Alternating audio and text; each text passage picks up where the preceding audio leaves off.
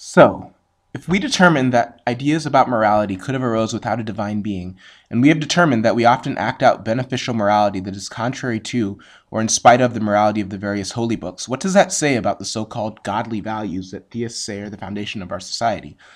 It says that human progress towards greater equality has actually come from somewhere within ourselves, and religion has taken the credit for it. But let's assume that the common religious apologetic about the existence of absolute universal morality was true, and that because there are nearly universally recognized moral ideals, like the ethics of reciprocity, that this proves that there must have been a transcendent moral lawgiver, and that this moral lawgiver is the God of Abraham. What are some of his laws that we can all agree are wise? Do not murder, do not bear false witness, do not steal, do not rape. Treat others the way you would like to be treated. Don't be prideful and selfish in seeking your own glory. And so on. We could probably add others. One would expect that any holy, omnibenevolent deity who would ask this of his acolytes would also embody these principles in and of itself. Yet that is not the case with the God of the Bible. The God of the Bible participates in or cheerleads actions directly in opposition to the principles he allegedly himself desires for humanity. How can it be that a being that is so holy and so pure that he cannot tolerate even the desire for murder, the desire to lie, steal, or show selfishness in human beings, could tolerate such things within himself and not be self-condemning? Even in the positive, what about when God commands people to do whatever is in their power to do good and help others who are in dire need? Let's look at the story of the Good Samaritan in the book of Luke, for example.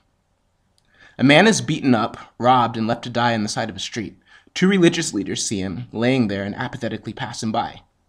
Then a Samaritan, a group of people hated by Jews at the time, comes along and takes pity on the man and does what is in his power to aid him, even paying for a place where he can recuperate. Now, this is a nice story, and many Christians point to it in sermons and Sunday school and devotionals to underline the idea that this is the mindset which is close to the heart of God. He desires that we do what is in our power to help those who are in dire straits. But then it's like, wait. The biblical God doesn't hold himself to these standards. If we say that God is omnipotent, omniscient, and omnipresent, then we are left with a situation where God is sitting there and watching every time a person is mugged, raped, or otherwise assaulted, and not doing what is in his power to help the victims. In truth, the actions of this God are more like the apathetic reactions of the two religious leaders in the parable. He is essentially being a deadbeat dad to many of the human beings he created. And before the apologists try and come in and give me the whole violation of free will spiel, I'll extend it even further into situations that aren't the direct result of conscious human decision to harm others. Despite the attempts to do apologetic gymnastics and contortions that we've all seen theologians do with the theodicy and the question of suffering, the truth is we're left with a God who is known to have the power to distribute magic food from heaven and magically shoot water out of rocks, yet just kind of kicks it and watches while multitudes of people die of malnourishment every year. Or maybe at his best inspire some of his followers to do something about it. You know, the delegating of responsibility like a good CEO.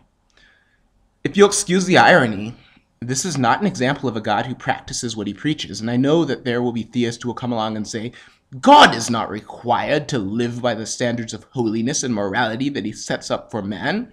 He is transcendent and thus superior to and absolved from the morality he dictates to humanity.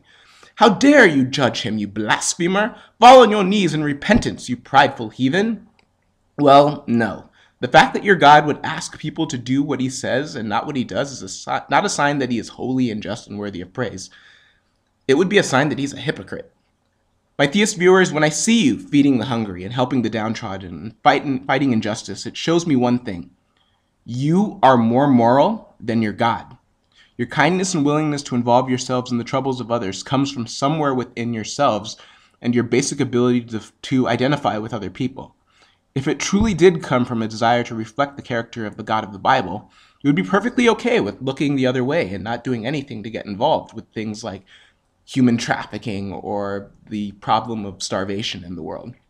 What we must learn and then never forget is that morality and ethics has nothing to do with our responsibility to an abstract, inaudible, intangible, if invisible being. It has everything to do with our responsibility to each other.